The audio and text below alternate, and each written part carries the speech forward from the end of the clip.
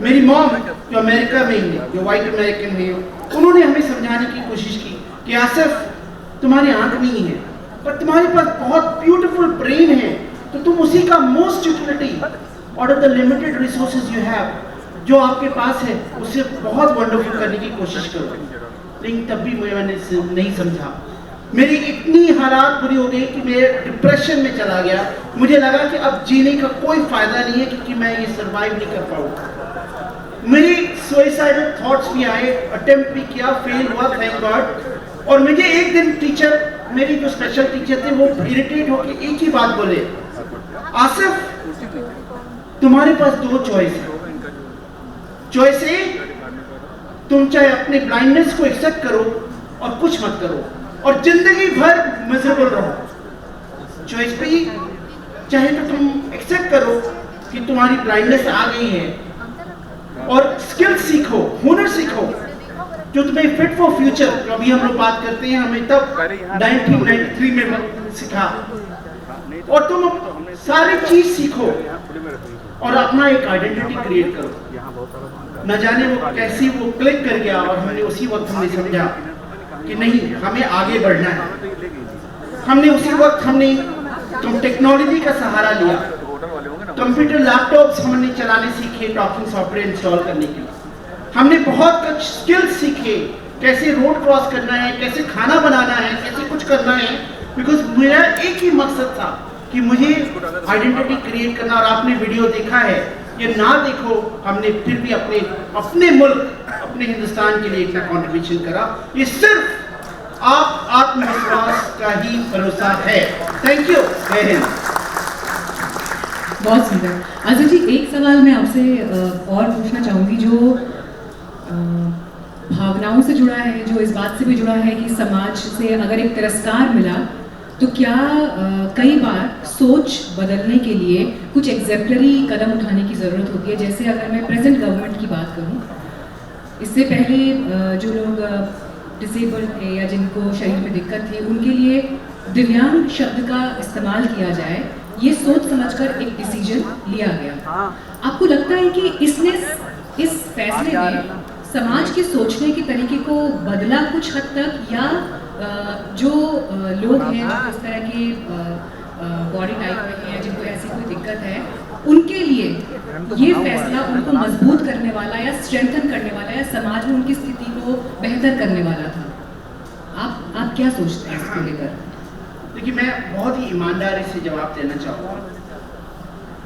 Terminology कितने भी change कर दें, लेकिन आम जनता की सोच, सॉरी टू से दैट, बदलने में बहुत वक्त लगेगा।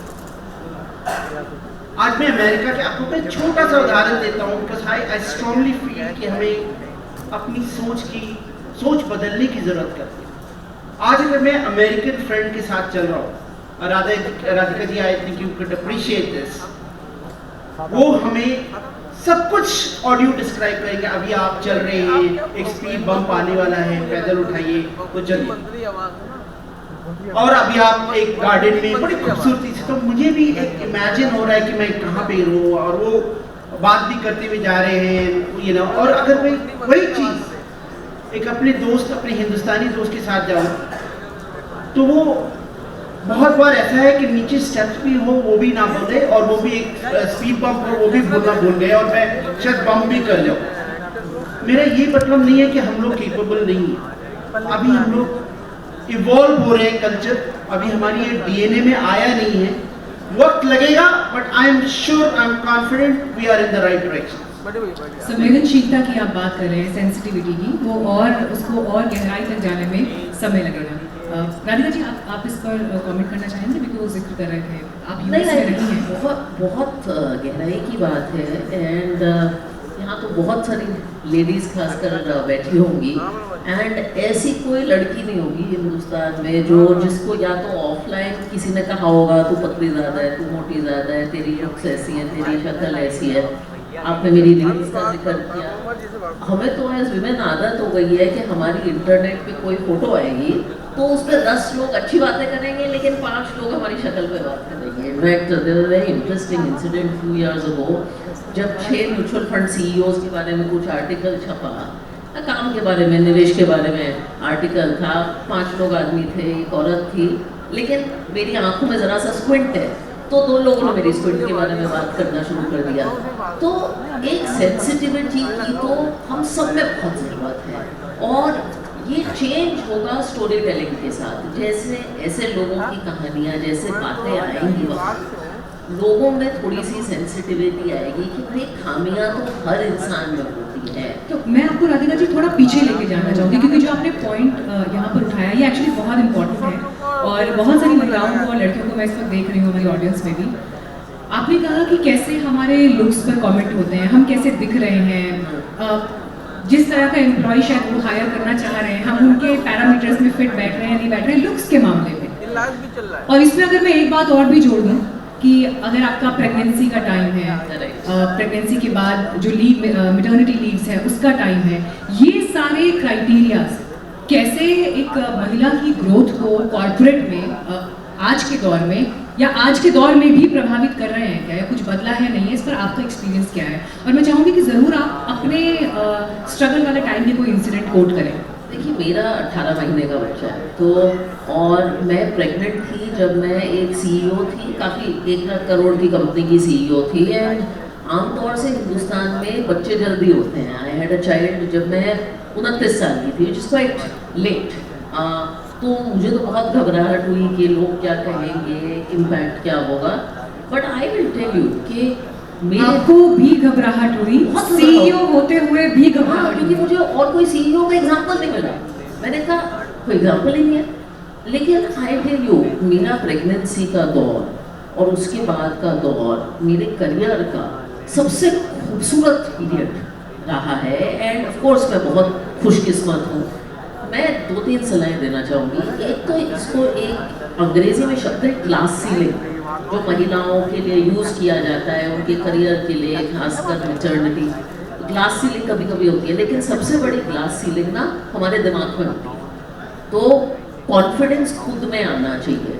बिलीव मी, मेरे एक बॉस ने मेरे से एक बात कही थी कि प्रेगनेंसी आपकी ज़िंदगी में बहुत मायने रखता है, लेकिन 6 महीने ऑफ आपकी करियर में बहुत मायने नहीं रखता। तो आप इसको बोझ, प्रॉब्लम पहले दिमाग में सोच दो, क्योंकि मुझे लगता है दुनिया वैसे हमें देखती है जैसे हम खुद को देखते हैं। तो अगर हम खुद कॉन्फिडेंस से बात करेंगे, हेल्प मांगेंगे इस दौर में, तो लोग हमें हेल्प करने आएंगे। मैं भी 350 लोगों की कंपनी चलाती हूँ, और एक अच्छी महिला अगर प्रेगनेंसी के दौर में कंपनी से सपोर्ट मांगेगी, आई प्रॉमिस यू हम देंगे। दूसरा, ये जो डिस्क्रिमिनेशन होता है, ये बहुत जगह होता है unfortunately. Despite being a CEO outside my company मेरे साथ भी हुआ है। जब आपके साथ होता है, आप प्लीज़ आवाज़ उठाओ, प्लीज़ आवाज़ उठाओ, चुप मत रहो। आपको आवाज़ दिया, आप आवाज़ उठाओ, और कोई आज की तारीख में आपकी आवाज़ सुने। चलिए, मैं एक एग्जाम्पल कोट करूंगी, क्योंकि थोड़ा सा मैं डिफर कर रही हूँ आपके स्टेटमेंट से। एक फीमेल एम्प्लॉय जॉब के लिए जा रही है, और considering her age, if she is in her 28, 29, 30 of age group, और अगर जो टीम उसे हायर करने के लिए बैठी है, उन्हें ये लगता है कि प्रॉबेबली अगले 1 साल 2 साल में इनकी शादी होगी, प्रॉबेबली शादी होगी, तो फिर 1-1.5 साल बाद बेबी वाला टाइम आएगा, उसके बाद फिर मैटरनिटी लीव, और फिर इनिशियली नेक्स्ट 3-4 ईयर्स मदर और बच्चे के लिए बहुत इंपॉर्टेंट होते हैं। ये देखते हुए कई बार उस लड़की को हायर किया जाएगा नहीं किया जाएगा, पॉइंट 1 डिसीजन का फैक्टर होता है। पॉइंट 2, अगर, और ये मैं आपको बिल्कुल जो एग्जांपल्स हमने अपने प्रोफेशनल लाइफ में देखे हैं उससे रिलेटेड बता रही हूँ, ये भी देखा जाता है अगर उस पर्टिकुलर साल में उनका अप्रेजल आने वाला है, लेकिन वो अप्रेजल इसलिए नहीं दिया जाता कि इस साल में तो प्रेगनेंसी आ जाएगी, मैटरनिटी लीव आ जाएगी, और ये 6 महीने गायब हो जाएंगी सीन से, तो she doesn't deserve appraisal as of now. जब ये, एंड आई थिंक बहुत सारी लड़कियां जो यहाँ बैठी हैं, आप लोगों ने ऐसे इंसिडेंट्स अगर देखे हैं तो please just raise the hands जी। तो जब इस तरह की घटना अगर आती है सामने, ऐसी है, उसके लिए समाज और हमारा देश और हमारा कॉर्पोरेट सेक्टर कैसे बदलेगा? देखिए, ऐसी कंपनीज हैं, ऐसे मैंने भी एग्जांपल्स सुने हैं, लेकिन मैं लाइफ में थोड़ी सी ऑप्टिमिस्टिक हूँ। ऐसी कंपनीज हैं जहाँ बहुत भेदभाव होता है, ये आपने जो सब बताया मैंने भी सुना, लेकिन ऐसी भी कंपनीज हैं जहाँ ये नहीं होता, और दुनिया में I tell you our own example. हमारे यहाँ लोग मुझे जानते हैं chief executive officer, chief operating officer, chief risk officer, chief marketing officer, सारी विमेन हैं।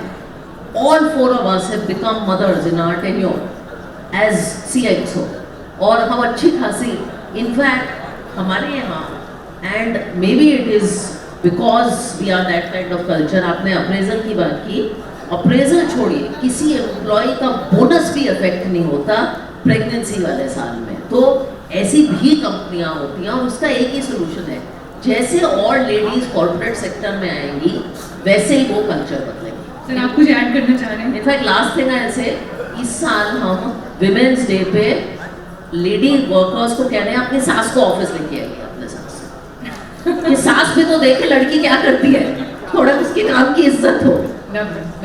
We have also 30% of the staff is female staff, so we are giving that period which they are just getting pregnancy, and 6 months the salary we are giving, and 6 months we are just considering again that increment is there, that they are providing. There is no discrepancy is there. I don't think so. It's happening in the और market. आपको ये लगता है कि जो महिलाएं आपके यहाँ काम कर रही हैं, जो फीमेल वर्क फोर्स है, वो कैसे आपके सेटअप को, आपके कॉर्पोरेट सेक्टर को, आपके पूरे प्रोफाइल को वो कैसे स्ट्रेंथन करते हैं? Definitely, because without ladies nothing will happen. Because जैसे उन्होंने जो रेस्पॉन्सिबिलिटी से काम करते हैं, जैसे आप कुछ काम देते तो they are dedicatedly they are doing their work. Even though many is also doing the work, I'm not highlighting that many is not doing, but female staff is doing excellent work.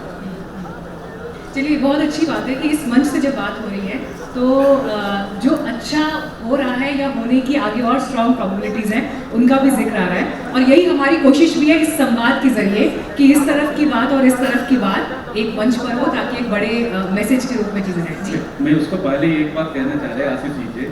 Asif साहब, मैं आपके साथ बैठा हुआ था, जैसे आपने बोला था अंग्रेजी लोग ने आपने हेल्प किया है, जैसे the moment I know that your stick is behind you, then I'll just start talking with you.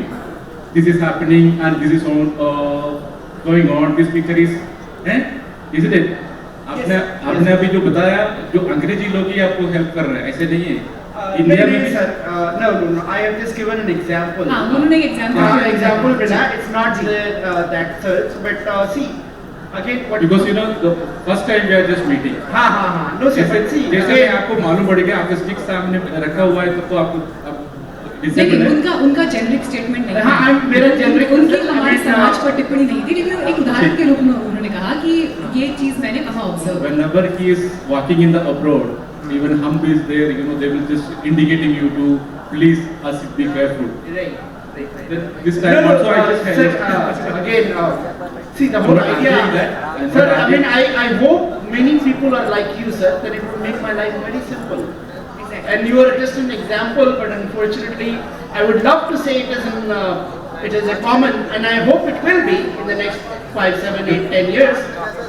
But the ground reality is right now we're still in evolving phase. असली इंडिया बदलेंगे क्योंकि double engine की सरकार चल रहा है, अब तो आगे बढ़ेगा ही बढ़ेगा, इसलिए तो ऑल टुगेदर भी आ गया। चलिए, यही प्रयास है। I'd just like to add to that. आज जैसे सीएम साहब ने कहा और बहुत अच्छी बात कहा, सिर्फ सरकार की जिम्मेदारी नहीं होती है हमारे हिंदुस्तान को बदलना, हम नागरिक की भी जिम्मेदारी होती है कि हिंदुस्तान को बदलना, और हम नागरिक को बढ़ चढ़ के हिस्सा लेना चाहिए, अपना जो रिस्पॉन्सिबिलिटीज है वो रिस्पॉन्सिबिलिटी निभानी। एक जिम्मेदार नागरिक एक जिम्मेदार देश और बड़े देश के लिए सबसे पहली इकाई है। बहुत बहुत धन्यवाद आप तीनों का इस मंच पर आने के लिए और अपने लाइफ एक्सपीरियंसेस के जरिए इस कॉन्वर्सेशन को इंटरेस्टिंग बनाने के लिए और मैसेजेस देने के लिए। Thank you very much. Thank you. 30 second जी, आपसे एक और अपील है। मैं कैलकाटा से आया हूँ और I come from a land of Swami Vivekananda, और ये मैं हर पब्लिक फोरम में ये मैं करना चाहता हूँ। मैं एक छोटी सी कहानी सुनाता हूँ, अनदर 30 सेकंड। स्वामी जी एक बार आराम कर रहे थे, उनके एक डिसाइपल आए, उनसे बोला, स्वामी जी एक प्रॉब्लम है, हमारे एक रिश्तेदार है, उनकी आंख की रोशनी चली जाएगी। स्वामी जी ने रिस्पॉन्ड नहीं किया। डिसाइपल को लगा कि शायद वो सुन नहीं पा रहे।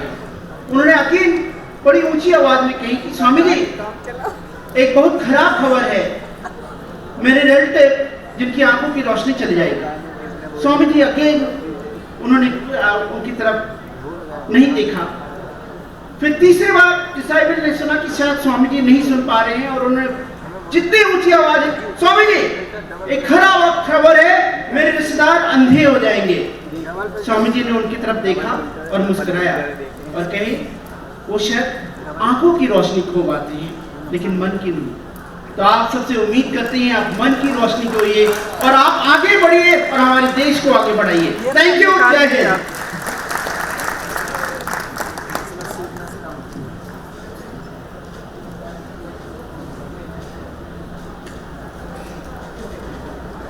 बहुत बहुत धन्यवाद आप सबका। मैं मंच पे आमंत्रित करना चाहूंगी अशोक शर्मा जी को, जो अमर उजाला से हैं। आप प्लीज मंच पे आए और हमारे एस्टीम्ड पैनलिस्ट्स को मेमेंटोस विधि चिन्ह भेंट करें, token of our appreciation. Thank you very much. आप सबको बहुत बहुत धन्यवाद। Thank you very much Meenakshi, आप इस सेशन के लिए आई और मॉडरेट किया बखूबी। Thank you very much.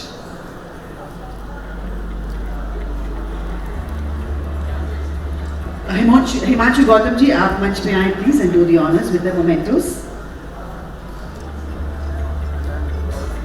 Radhika Gupta ji, बहुत बहुत धन्यवाद। जय कुमार गंगाधर जी, बहुत बहुत धन्यवाद। मोहम्मद आसिफ इकबाल जी, बहुत बहुत धन्यवाद। जोरदार तालियां आपको बजानी पड़ेगी सब पैनलिस्ट्स के लिए। ये सभी अपना कीमती समय निकाल आज यहाँ आए हैं अमर उजाला संवाद में। We thank them from the bottom of our hearts. Amar Ujala संवाद स्वर्णिम शताब्दी की ओर आगे बढ़ता हुआ। Please come together for a group photograph.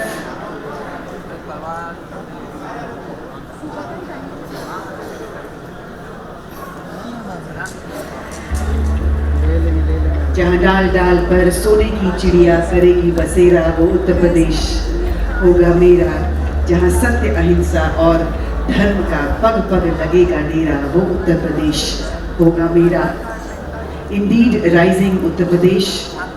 और अब जैसे माननीय मुख्यमंत्री